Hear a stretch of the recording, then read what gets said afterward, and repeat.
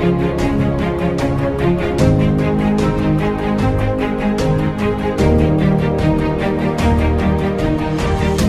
Students, देखिए human circulatory system में हम लोगों ने ब्लड को कवर कर लिया है। ब्लड पे लेक्चर अपलोड हो गया है चैनल पे। अब ह्यूमन सर्कुलेटरी सिस्टम का ही एक सेकंड और एक छोटा सा टॉपिक है, वो है ब्लड वेसल्स। देखिए जो ब्लड का लेक्चर अपलोड किया गया वो भी 10th लेवल के बेसिस पे ही था, और आज जो ये लेक्चर हम पढ़ रहे हैं ब्लड वेसल्स के बारे में वो भी 10th लेवल पे ही है। कोशिश तो मेरी यही रहती है कि 10th लेवल पे ओलंपियाड और एनटीएससी के सिलेबस तक को हम कवर कर लें, सिर्फ एनसीईआरटी तक स्टिक ना रहें। लेकिन आप ये उम्मीद ना करिएगा कि इस लेक्चर में हम लोग नीट तक के सिलेबस को कवर करेंगे। नीट में बहुत ज़्यादा सिलेबस है। अभी जो हम ब्लड वेसल्स पढ़ने जा रहे हैं वो ब्लड वेसल्स हम क्लास 10th बोर्ड्स, एनटीएससी और ओलंपियाड्स को ध्यान में रखते हुए पढ़ने जा रहे हैं। तो चलिए अपने लेक्चर को शुरू करते हैं, और हमारा टॉपिक है ब्लड वेसल्स। हमारा टॉपिक है ब्लड वेसल्स। देखिए हमारे बॉडी में जो ब्लड ट्रांसपोर्ट होता है, पूरे ब्लड की सप्लाई होती है, वो छोटे छोटे ट्यूब्स के थ्रू होती है, और यही ट्यूब्स क्या हैं? ब्लड वेसल्स हैं। ठीक है, तो हम कह सकते हैं blood vessels are the tubes in which blood circulate throughout in our body. Blood vessels की अगर हम बात करें तो ये तो समझ में आ गया, ये ट्यूब्स हैं।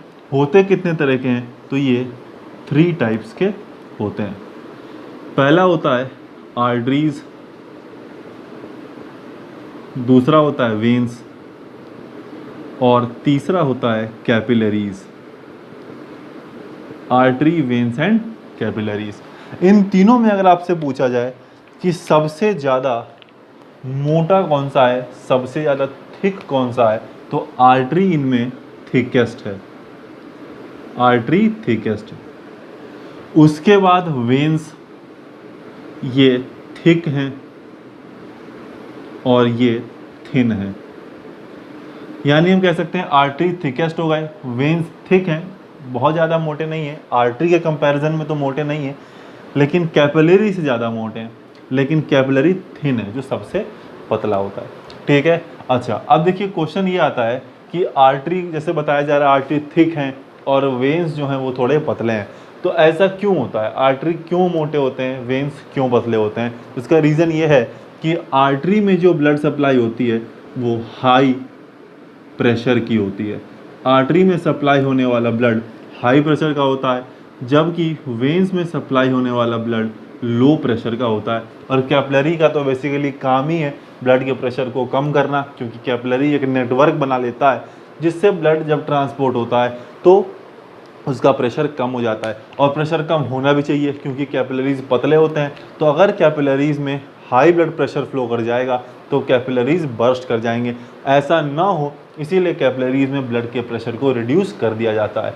आर्टरी और वेन्स में हम कंपेयर करें तो आर्टरी थिक होता है ज़्यादा एज़ कम्पेयर टू वेन्स, इसीलिए आर्टरी में हाई ब्लड प्रेशर फ्लो करता है, और वेन्स पतले होने की वजह से एज़ कम्पेयर टू आर्टरीज पतले होने की वजह से इनमें लो प्रेशर का ब्लड फ्लो करता है। तो ये बेसिक सी बातें आर्टरी, वेन्स और कैपिलरीज हैं। अच्छा, इसके अलावा कभी कभी ये पूछा जाता है, देखिए जो बिल्कुल क्वेश्चंस पूछे जाते हैं उन क्वेश्चंस के बेसिस पे इस लेक्चर को मैं बता रहा हूँ। बहुत ज़्यादा डिटेल में एक्स्ट्रा पॉइंट्स जानने की हमें ज़रूरत नहीं है, टू द पॉइंट एकदम एग्जामिनेशन पॉइंट ऑफ व्यू से हम पढ़ेंगे। देखिए अगर पूछा जाए आर्टरी और वेन्स में से किस में वेल्व्स होते हैं और किस में वेल्व्स नहीं होते हैं, तो आर्टरी के लिए कहा जाएगा कि आर्टरी में वेल्व्स एब्सेंट होते हैं और वेन्स में वेल्व्स प्रेजेंट होते हैं। अब हमें वेल्व्स के नाम याद रखने की ज़रूरत नहीं है, ये नीट का सिलेबस में हमें वेल्व्स के नाम याद रखने होते हैं, जैसे कि हर्वेशन वेल्व होता है, थिबेशन वेल्व होता है, स्टेशन वेल्व होता है। तो ये नाम हमें याद रखने की ज़रूरत नहीं है। 10th लेवल पे सिर्फ इतना पता होना चाहिए कि आर्टरी में वेल्व्स नहीं होते हैं, वेन्स में वेल्व होते हैं। वेल्व का फंक्शन पूछा जाए तो हम बताएंगे वेल्व जो है वो ब्लड के बैक फ्लो को प्रिवेंट करता है, कि एक बार अगर ब्लड आगे बढ़ गया तो वापस बैक फ्लो ना करे, तो इसका ध्यान वेल्व्स रखता है जो कि वेन्स में पाया जाता है। अच्छा, इसके अलावा पूछा जाए कि कौन सा वो आर्टरी और वेन, कौन सा वो ब्लड वेसल है जिसमें ऑक्सीजनेटेड ब्लड फ्लो करता है और किस में डीऑक्सीजनेटेड ब्लड फ्लो करता है, तो इसका आंसर होगा जो आर्टरीज हैं उनमें ऑक्सीजनेटेड ब्लड फ्लो करता है एक्सेप्ट पल्मोनरी आर्टरी, और जो वेन्स हैं उनमें डीऑक्सीजनेटेड ब्लड फ्लो करता है एक्सेप्ट पल्मोनरी वेन।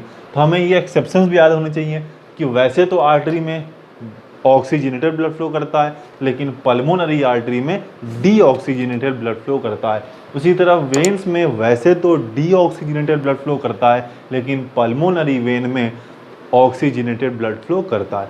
इसके अलावा आर्टरी और वेन्स में आपसे ये पूछा जा सकता है कि आर्टरी और वेन में कौन सा वो ब्लड वेसल है जो हार्ट से ब्लड को दूर ले जाता है, यानी कि हार्ट से ब्लड पंप आउट करने में हेल्प करता है, और कौन सा वो ब्लड वेसल है जो हार्ट की तरफ ब्लड लेके आता है। तो आर्टरीज जो होते हैं वो हार्ट से ब्लड को दूर ले जाते हैं, वेन्स हार्ट में ब्लड को पहुंचाते हैं। और इसको याद करने का तरीका ये है, ए से आर्टरी और ए से होता है अवे, यानी कि जो आर्टरी है वो ब्लड को अवे ले जाएगा। किससे अवे ले जाएगा?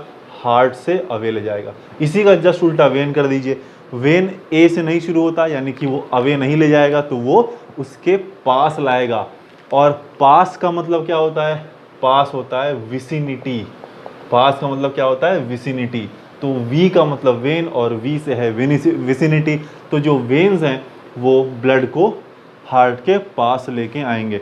तो इतनी सी बातें हमें पता होनी चाहिए। इसके अलावा देखिए, अगर हम कैपिलरीज की बात करें तो कैपिलरी जैसे कि हम जानते हैं पतला होता है, इसमें ब्लड प्रेशर कम हो जाता है। अगर आपसे पूछा जाए कि कैपिलरीज कहाँ प्रेजेंट होती हैं, तो मान लीजिए कि ये अपना आर्टरी है और ये अपना वेन है। वेन थोड़ा सा पतला बनाए क्योंकि इसको थिन दिखाना है एज कंपेयर टू आर्टरी। तो ये अपना आर्टरी है जो मोटा सा है, ये पतला सा वेन है, और उसके बीच में नेटवर्क ऑफ ट्यूब्स होते हैं। नेटवर्क ऑफ ट्यूब्स होते हैं जो कि अपने क्या हैं? कैपिलरीज हैं। तो आपसे पूछा जाए कि कैपिलरी कहाँ होता है, तो ये आर्टरी और वेन्स के बीच में होता है। तो हम ये भी कह सकते हैं कि जब कोई भी ब्लड का ट्रांसपोर्ट आर्टरी से वेन में होना होता है तो नेटवर्क ऑफ कैपिलरीज के फॉर्म में होता है। अच्छा, अगर आर्टरी हम कह रहे हैं, ये कैपिलरीज के लिए हम कह रहे हैं कि ये पतले होते हैं, तो कितने पतले होते हैं? तो 1 सेल्ड थिक होते हैं। एक सेल की जितनी थिकनेस होती है उतनी ही थिकनेस कैपिलरी की होती है। और चूंकि इसकी थिकनेस बहुत कम होती है, इसीलिए सब्सटेंसेस का एक्सचेंज कैपिलरीज से हो सकता है। तो इतनी बातें देखिए हमें ब्लड वेसल्स के बारे में पता होना चाहिए 10th लेवल पे। वैसे तो और भी ज़्यादा डिटेल हो सकता है ब्लड वेसल्स के बारे में, कि ब्लड वेसल्स में 3 तरह के लेयर पाए जाते हैं, tunica externa, tunica media and tunica intima. लेकिन ये 3 लेयर्स हमें 10th लेवल पे नहीं जानना है। जब हम नीट के क्लासेस करेंगे तो वहाँ पे हम बहुत डिटेल से पढ़ेंगे। इन तीनों layer tunica externa, media and tunica intima के कॉम्पोजिशन की बात करेंगे, ये तीनों लेयर किससे बनी होती हैं। लेकिन 10th लेवल पे इतना जानना हमारे लिए सफिशिएंट है जितना हमने इस लेक्चर में पढ़ा है। वीडियो को लाइक कर दीजिएगा, शेयर कर दीजिएगा। चैनल पे अगर आप नए हैं तो चैनल को सब्सक्राइब करे बगैर मत जाइएगा।